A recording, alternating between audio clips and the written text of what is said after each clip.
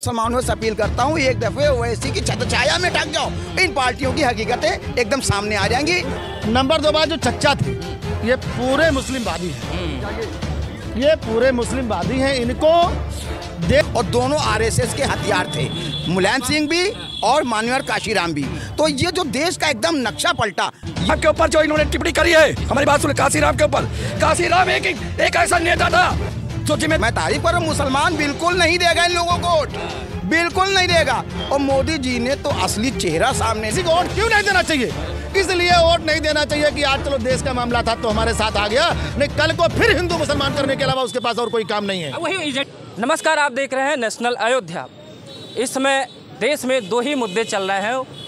या तो प्रधानमंत्री नरेंद्र मोदी जी ने जो ऑपरेशन सिंदूर के नाम से ऑपरेशन चलाया था पाकिस्तान के, लेकिन आज मुद्दा मैं दूसरा लेके आया हूँ। मुद्दा ये है कि बिहार में चुनाव आ गया, और जब जब चुनाव आता है तो राजनीतिक हलचलें बढ़ जाती हैं। या तो नेता इधर उधर होते हैं, लेकिन इस बार एक बड़े परिवार का बड़ा बेटा ही अपने घर से बाहर हो जाता है, परिवार से बाहर हो जाता है। उनका नाम है तेज प्रताप यादव, जो कि लालू जी के सुपुत्र हैं। उन्होंने 12 साल के बाद अचानक से अपना रिश्ता एक दुनिया के सामने पब्लिश कर देते हैं कि अनुष्का यादव से मेरा 12 साल पुराना रिश्ता है।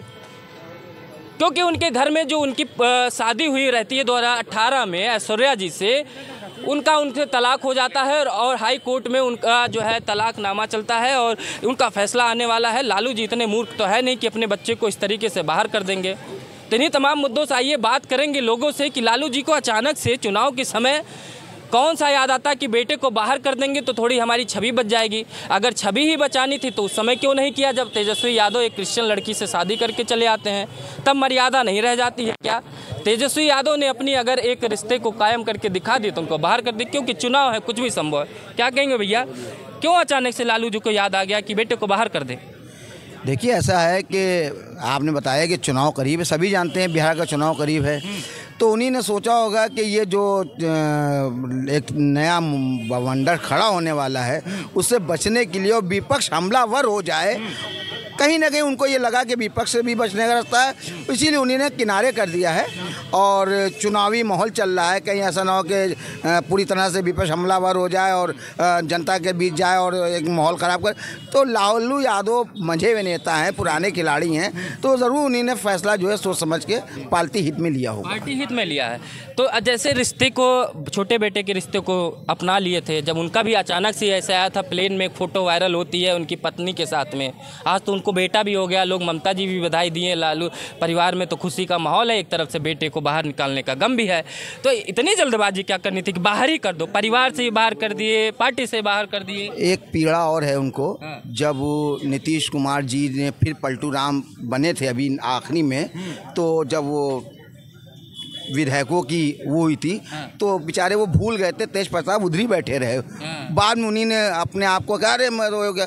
तो कहीं ना कहीं से ये भी कुछ मामले हैं। अच्छा, मतलब उनका 60 घाट जेडीयू से लग रहा है क्या? बिल्कुल बिल्कुल बिल्कुल बिल्कुल बिल्कुल तो बिल्कुल ये आप देख सकते हैं, जो पिछले चुनाव में भी जो पलटू राम नीतीश कुमार जी वापसी हुए थे, तो वो जब गिनती हुई तो उसी विपक्ष में ही तो कसम खा रहे हैं मोदी जी, गलती हो गई 2 बार, अब हम नहीं जाएंगे आपको छोड़ के, अब आपे के साथ में रहेंगे, जीना मरना आपे के साथ में है। देखिए, ऐसा है कि वो जाएं या ना जाएं, मोदी जी ने बहुत बड़ा काम किया है 4 लोगों के लिए, ख़ासतौर से मुसलमानों के हक़ में बड़ा काम किया है। एक तो उन्होंने किया चंद्रबाबू नायडू, जो खजूर भी खाते थे, रोज़ा अफ्तार भी करते थे, उन्हीं ने कहा सबसे पहले उनको किनारे करा मुस्लिम बीच से।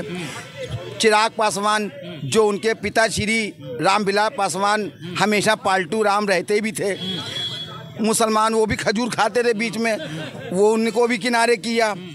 अब आइए नीतीश कुमार, बाहुबली, मुसलमानों के बड़े हमदर्द, मुसलमानों, वो भी खजूर खाते थे, बिरयानी खाए के मुझे नहीं मालूम, खजूर खाला फोटो मेरे पास अभी भी है।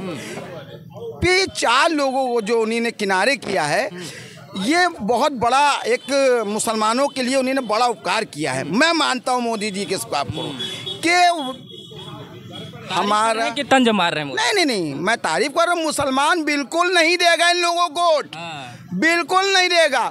और मोदी जी ने तो असली चेहरा सामने लिया है। देखो ये वही खजूर खाने वाले ना मोदी जी को वोट देंगे, ना चंद्रबाबू नायडू को देंगे, ना नीतीश कुमार को देंगे, ना पासवान को देंगे और बाकी जो भी बीजेपी को समर्थन करते हैं, तो देंगे किसको? हम ये चाहते हैं कि हमारा वोट जैसे कि सपा और बसपा ने लेके 1990 और 88 से लेके जो आज देश की दशा खराब की है, ये दोनों सरकारें जिम्मेदार हैं और दोनों आरएसएस के हथियार थे, मुलायम सिंह भी और माननीय काशीराम भी।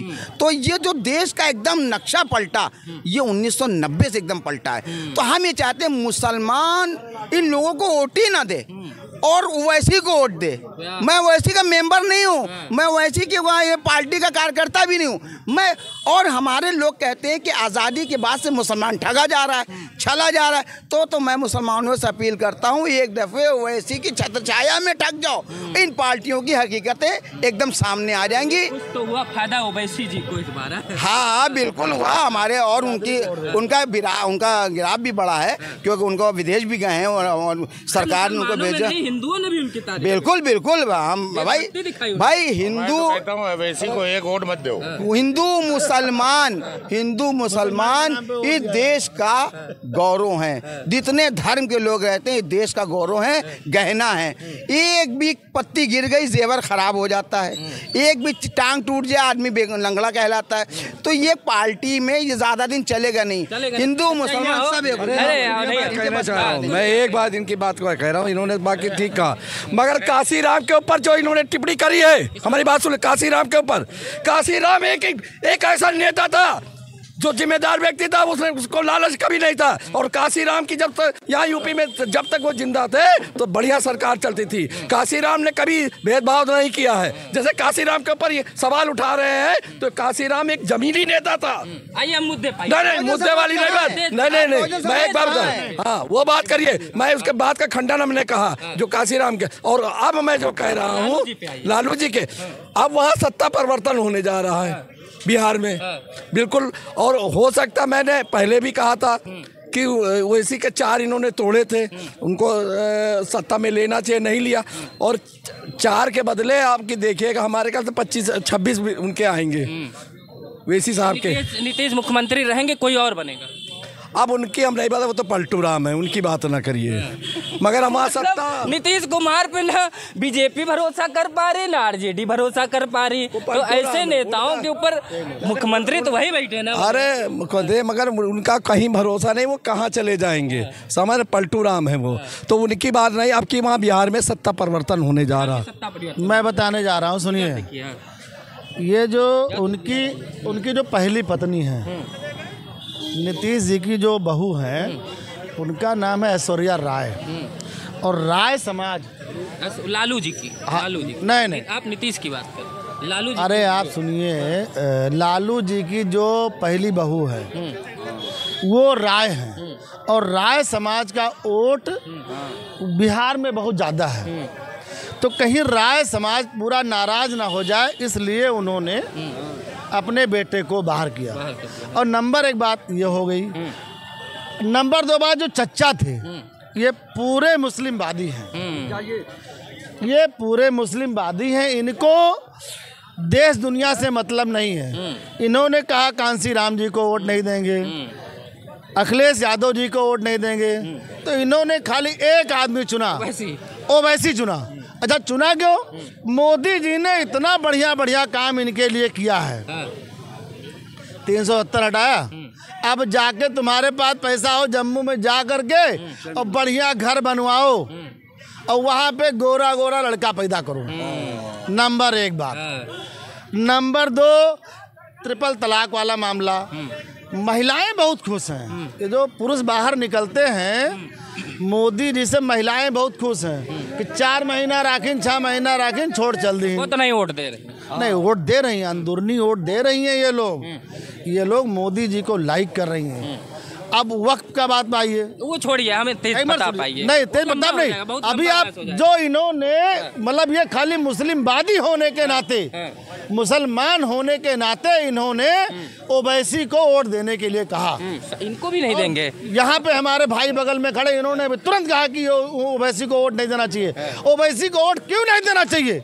इसलिए वोट नहीं देना चाहिए कि आज चलो देश का मामला था तो हमारे साथ आ गया, नहीं कल को फिर हिंदू मुसलमान करने के अलावा उसके पास और कोई काम नहीं है। वही एजेंडा ही है, उनका केवल एजेंडा है और मुसलमानों का वोट लेकर के वो आगे बढ़ना चाहते हैं। इसलिए ऐसे लोग का बहिष्कार करना चाहिए। से पहले लालू जी ने क्यों निकाला? क्या ये आपने एक दिना दिया राय समाज, दूसरा क्या उनका तलाक का फैसला आने वाला है? क्या कंपनसेशन?